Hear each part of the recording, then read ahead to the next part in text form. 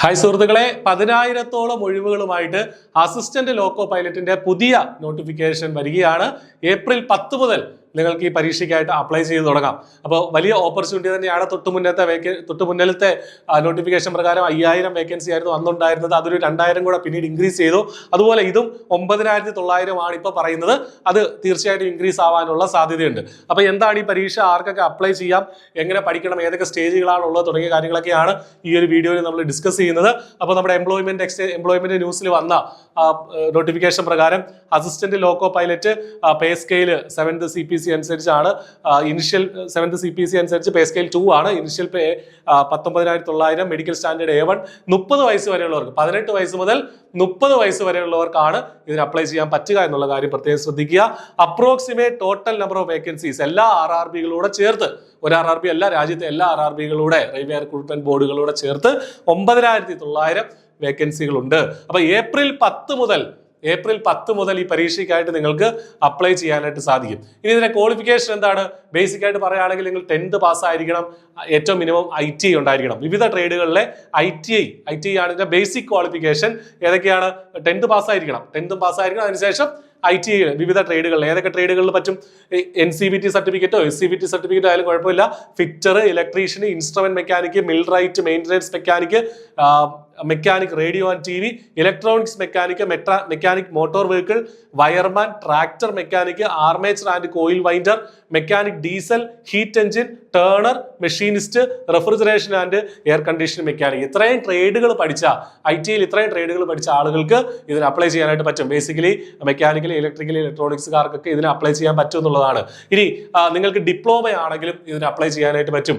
ഡിപ്ലോമയുള്ള SLCക്ക് ശേഷം diploma in mechanical, electrical, electronics, automobile engineering, ഈ 4 സ്ട്രീമുകളിൽ ഏതെങ്കിലും ഒന്നിൽ നിങ്ങൾക്ക് ഡിപ്ലോമ ഉണ്ടെങ്കിൽ, 3 വർഷത്തെ ഡിപ്ലോമ ഉണ്ടെങ്കിൽ, മെക്കാനിക്കല്, ഇലക്ട്രിക്കല്, ഇലക്ട്രോണിക്സ്, അതുപോലെ തന്നെ ഓട്ടോമൊബൈൽ എഞ്ചിനീയറിംഗ്, ഇതിലുള്ള ആളുകൾക്ക് അപ്ലൈ ചെയ്യാനായിട്ട് സാധിക്കും. ഇനി ഇതല്ല, ഡിപ്ലോമയല്ല, നിങ്ങൾക്ക് ഡിഗ്രി ആണ്, BTech ആണ് ഉള്ളതെങ്കിലും നിങ്ങൾക്ക് അപ്ലൈ ചെയ്യാം. BTechകാർക്ക് ഇതിന് അപ്ലൈ ചെയ്യാം. BTech ഏതിലൊക്കെയാ? Mechanical, electrical, electronics, automobile engineering, ഇതിൽ ഏതെങ്കിലും ഒന്നിൽ BTech ഉണ്ടെങ്കിലും നിങ്ങൾക്ക് ഈ പരീക്ഷയ്ക്ക് അപ്ലൈ ചെയ്യാം. അപ്പോൾ ഒരുപാട് പേർക്ക് അപ്ലൈ ചെയ്യാൻ പറ്റുന്ന പരീക്ഷയാണ്. ഒരുപാട് പേർക്ക് പുതിയ അവസരങ്ങൾ തുറന്നു വരുന്ന പരീക്ഷയാണ്.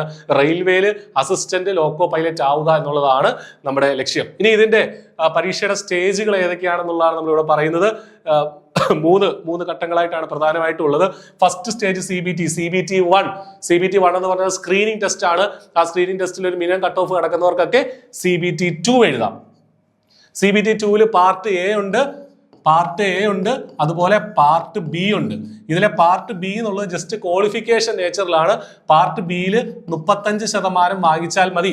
30% മേളിലുണ്ടെങ്കിൽ നിങ്ങൾ ക്വാളിഫൈഡ് ആണ്. പക്ഷെ പാർട്ട് Aയുടെ മാർക്കാണ് റാങ്ക് ലിസ്റ്റ് തയ്യാറാക്കാനായിട്ട് നോക്കുന്നത്. പാർട്ട് Aയുടെ മാർക്കാണ്. അപ്പൊ പാർട്ട് Bയിൽ ഏത് ചോദ്യങ്ങളാണ് ചോദിക്കുന്നത്? പാർട്ട് Bയിൽ CBT 2ന്റെ കാര്യമാണ് പറയുന്നത്. പാർട്ട് Bയിൽ നിങ്ങളുടെ ട്രേഡുമായി ബന്ധപ്പെട്ട ചോദ്യങ്ങൾ, നിങ്ങൾ ഫിറ്റർ ആണോ, ഇലക്ട്രീഷ്യൻ ആണോ, അല്ലെങ്കിൽ മോട്ടോർ മെക്കാനിക് ആണോ, അല്ലെങ്കിൽ എന്താണ് ടേണർ ആണോ, മെഷീനിസ്റ്റ് ആണോ എന്നൊക്കെ നോക്കി നിങ്ങളുടെ ട്രേഡ് ഏതാണോ അതുമായി ബന്ധപ്പെട്ട ചോദ്യങ്ങളാണ് പാർട്ട് Bയിലുള്ളത്. അതിൽ 35% വാങ്ങിച്ചാൽ മതി. മനസ്സിലായില്ലേ? പാർട്ട് A എന്ന് പറഞ്ഞാൽ general intelligence, aptitude, basic physics, chemistry തുടങ്ങിയ കാര്യങ്ങളാണ്. ഈ പാർട്ട് Aയുടെ ചോദ്യങ്ങൾ തന്നെയാണ് CBT 1ലും വരുന്നത്. അപ്പോൾ ഇതാണ് അതിന്റെ ഒരു പാറ്റേൺ എന്ന് പറയുന്നത്. കമ്പ്യൂട്ടർ ബേസ്ഡ് ആപ്റ്റിറ്റ്യൂഡ് ടെസ്റ്റ് ആണ് മൂന്നാമത്തെ ഘട്ടം. ദെൻ അത് ചെറിയൊരു ടെസ്റ്റ് ആണ്. ദെൻ ഡോക്യുമെന്റ് വെരിഫിക്കേഷനും മെഡിക്കൽ എക്സാമിനേഷനും. അപ്പോൾ ഇത്രയും ഘട്ടങ്ങൾ കഴിയുന്നതോടുകൂടി നിങ്ങൾ റെയിൽവേയിൽ ഒരു ALP ആയിട്ട് നിയമിക്കപ്പെടുകയാണ്.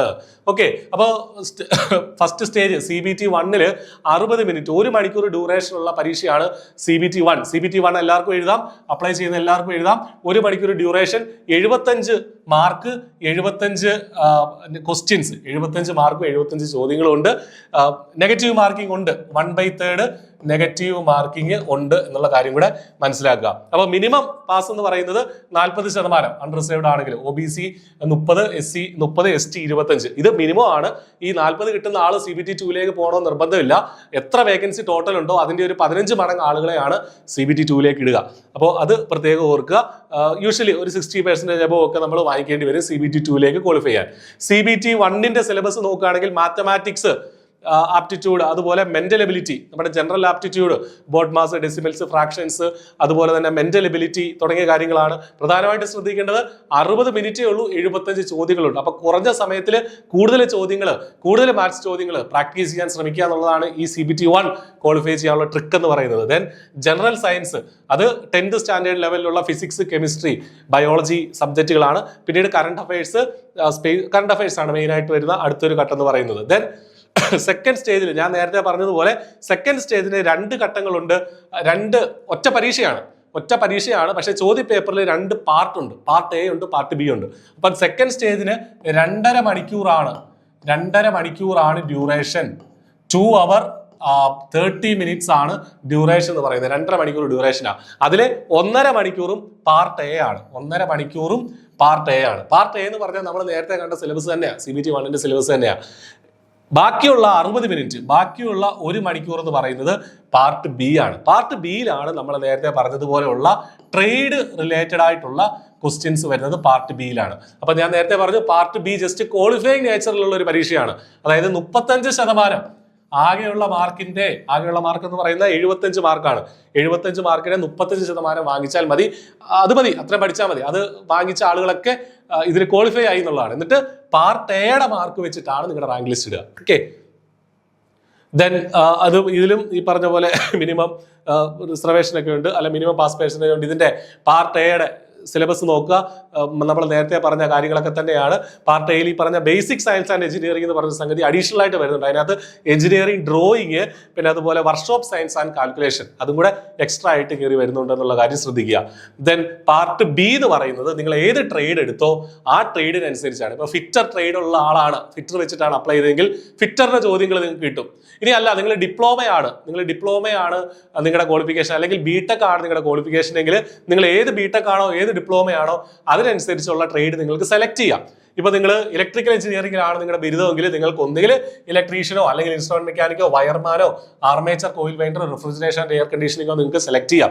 മെക്കാനിക്കൽ എഞ്ചിനീയറിംഗ് ആണെങ്കിൽ ഫിറ്ററോ മെക്കാനിക്കോ ഫിറ്റർ MMB ട്രാക്ടർ മെക്കാനിക്ക് അങ്ങനെയുള്ള ടേണർ മെഷീനിസ്റ്റ് ഒക്കെ നിങ്ങൾക്ക് സെലക്ട് ചെയ്യാനായിട്ട് സാധിക്കും. അപ്പോൾ ഏത് ട്രേഡ് ആണോ സെലക്ട് ചെയ്യുന്നത് ആ ട്രേഡിനനുസരിച്ചുള്ള ചോദ്യങ്ങളാണ് പാർട്ട് Bയിൽ വരിക. അപ്പോൾ ഇതൊരു ഓവറോൾ ഐഡിയ നിങ്ങൾക്ക് കിട്ടി കാണുമെന്ന് കരുതുകയാണ് ഈ ഒരു വീഡിയോ വഴി. ഇനി നമ്മൾ പഠിച്ചു തുടങ്ങുക എന്നുള്ളതാണ് നമ്മൾ ചെയ്യേണ്ടത്. റെയിൽവേയിലേക്ക്, ഇന്ത്യയിലെ ഏറ്റവും വലിയ തൊഴിൽ ദാതാവാണ് റെയിൽവേ എന്നുള്ളത്. സെൻട്രൽ ഗവൺമെന്റ് ജോബാണ്. നിങ്ങൾക്ക് സ്റ്റാർട്ടിങ്ങിൽ ഏറ്റവും നല്ലൊരു ജോലി തന്നെയാണ്. കൃത്യമായിട്ട് അസിസ്റ്റന്റ് ലോക്കോ പൈലറ്റ് ആവാൻ നിങ്ങൾക്ക് പഠിച്ചു തുടങ്ങാൻ. നോട്ടിഫിക്കേഷൻ ഇപ്പോൾ 10-ാം തീയതി വരും. I+ ഈ പരീക്ഷയ്ക്കായിട്ട് ഇന്റൻസീവ് ആയിട്ടുള്ള ബാച്ചുകൾ സ്റ്റാർട്ട് ചെയ്യുന്നുണ്ട്. I+ന്റെ കോഴ്സിൽ ജോയിൻ ചെയ്യാനായിട്ടൊക്കെ നമ്മുടെ വീഡിയോ ഡിസ്ക്രിപ്ഷനിലുള്ള ഗൂഗിൾ ഫോം നിങ്ങൾ ഫില്ല് ചെയ്യുക. അവിടെ കൃത്യമായിട്ട് അതുമായി ബന്ധപ്പെട്ട വിവരങ്ങൾ നിങ്ങളെ അറിയിക്കുന്നതാണ്. അപ്പോൾ പഠിച്ചു തുടങ്ങുക, സെൻട്രൽ ഗവൺമെന്റ് ജോലിയിലേക്ക് നടന്നെടുക്കുക. All the best. Thank U.